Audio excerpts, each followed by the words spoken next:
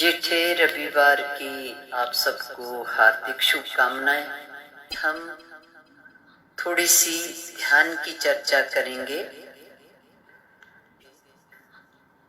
आप सभी गौर से सुने और इन्हीं शब्दों के साथ अपने भीतर उतर जाएं, आंखें बंद करें और गौर से इन शब्दों को सुने।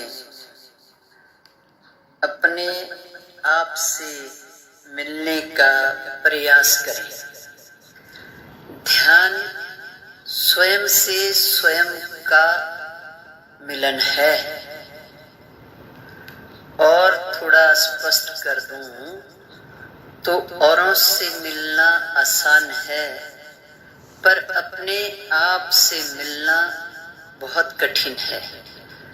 अपने आप से मिलने के लिए बहुत मेहनत करनी पड़ती है, बहुत शुद्धता रखनी पड़ती है, बहुत सूझबूझ के साथ जिंदगी के कदम आगे रखने पड़ते हैं। जो भक्त होते हैं उनकी परीक्षाएं भी होती हैं, पर यह भी बता दूं कि परीक्षा भक्त की होती है, किसी और की नहीं। असली भक्त की परीक्षा होती है, नकली भक्त की नहीं होती। तो ऐसे क्यों कि भगवान अपने ही भक्त की परीक्षा लेते हैं, अपने ही भक्त को पनिश करते हैं, चूंकि उस पनिशमेंट से ही उस भक्त के पूर्व जन्मों के पाप ताप संताप कटते हैं और उसका शुद्धिकरण होता है। उस परीक्षा से ही भक्त का शुद्धिकरण होता है। और आपने कभी सुना है कि भगवान का प्यारा, भगवान का भक्त कभी परीक्षा में फेल हुआ? दुनिया का पास फेल हम सुनते हैं, भगवान का भक्त कभी फेल हुआ? किसी ने सुना? नहीं। कठिनाइयां आती है भक्त की जिंदगी में, बहुत परीक्षाएं होती है, पर भगवान अपने भक्त को पार अवश्य लगाता है। याद रखना, उनकी शांति पाने का ध्यान से बढ़कर और कोई मार्ग नहीं है। यह मार्गों का मार्ग है, हर द्वार का प्रथम और अंतिम द्वार है। यदि ध्यान में जीना चाहते हो, ध्यान में उतरना चाहते हो, तो अतीत की स्मृति और भविष्य की कल्पना दोनों ना हो, दोनों को लुप्त हो जाने दो, मिट जाने दो। केवल मौन और साक्षी भाव से अपने भीतर उतरो, केवल अपने होकर उतरो।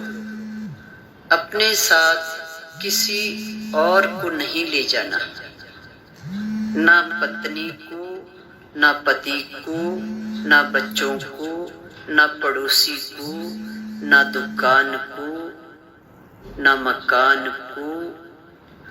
शांतिमय बनने के लिए, अपने आप से मुलाकात करने के लिए स्वयं में उतरना है, स्वयं के साथ एकाकार होना है। जब हमारे सामने कुछ ना होगा, ना आकर्षण, ना विकर्षण, ना शुभ ना अशुभ, ना कोई चंचल तरंग, तब ना तो रहेगा सागर की लहरों की तरह आता जाता समय, और न रहेगा मन का अशांत वातावरण। ऐसे क्षणों में जो कुछ भी होगा वह मात्र व्यक्ति तब होगा, शांति और ऊर्जावान शरीर होगा। और जब कुछ भी ना होगा तभी हम ध्यान में होंगे। सो कहो स्वागत है ऐसी चैतन्य दशा का।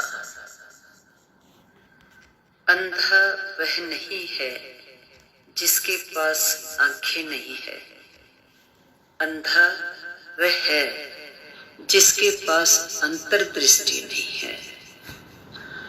मैं यह दोहा कबीर दास जी का दोहा पहले भी आपको कई बार सुना चुकी हूँ। घर घर दीपक बरे लखे नहीं अंधे, लखत लखत लखी परे कटे जमफंद। मूल अस्तित्व की ओर बोध की दृष्टि हो, दिए घर घर जल रहे हों।